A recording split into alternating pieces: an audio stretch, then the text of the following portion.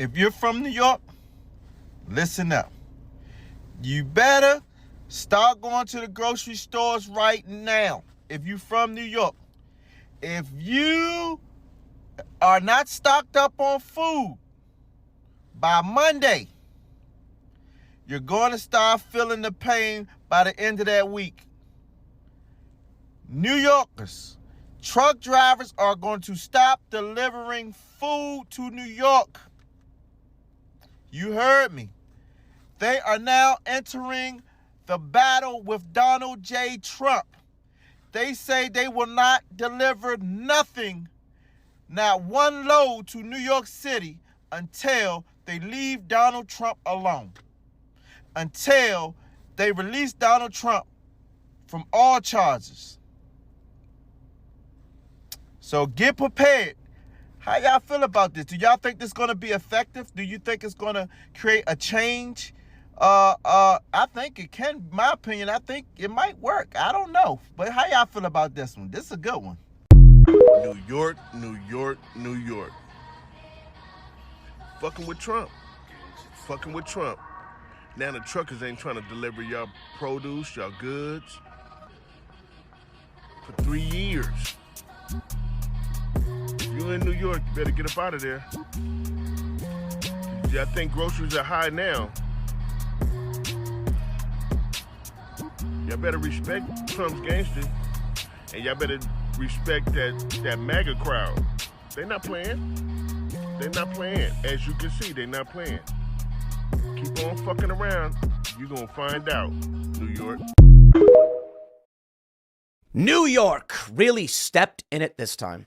Following the $350 million fraud ruling against Trump, truckers have announced that they will be boycotting loads delivered to the city.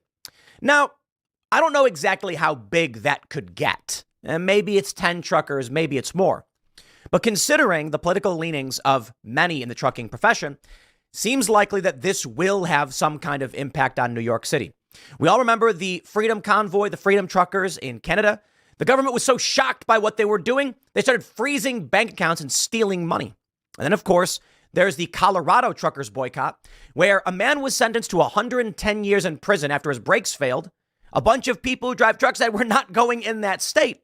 And then they were forced to reduce the sentence to 10 years. Now, I do want to talk about that case because it's pretty wild. But what we see here is that truckers are somewhat of an organized group. They lean pretty right, not completely. This may have a tremendous impact. But for those that aren't following exactly why this is happening, this has to do with Donald Trump's fraud ruling. And I'll give you the gist of that so you can understand. Donald Trump was accused of fraud by New York. They argued that he artificially inflated the value of his assets in order to secure better loans. Donald Trump, the former chief financial officer of the Trump Organization, Alan Weisselberg, and the former controller of the Trump Organization, Jeffrey McConney, are each banned from serving as an officer or director of any New York company for 3 years.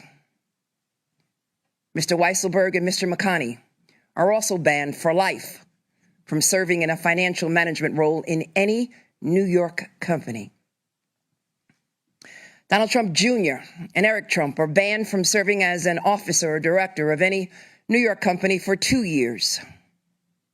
And Donald Trump and his companies are banned from applying for loans from any New York bank or financial institution for 3 years. A new independent director of compliance will be created at the Trump Organization to ensure the company establishes internal protocols and meets financial reporting obligations. And this is insane.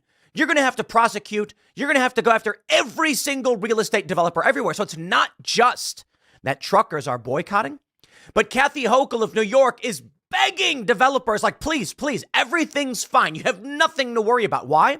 Because anyone who works in real estate is now going, holy crap, we are all guilty of fraud, and they are going to strip and steal our assets. Good luck, New York.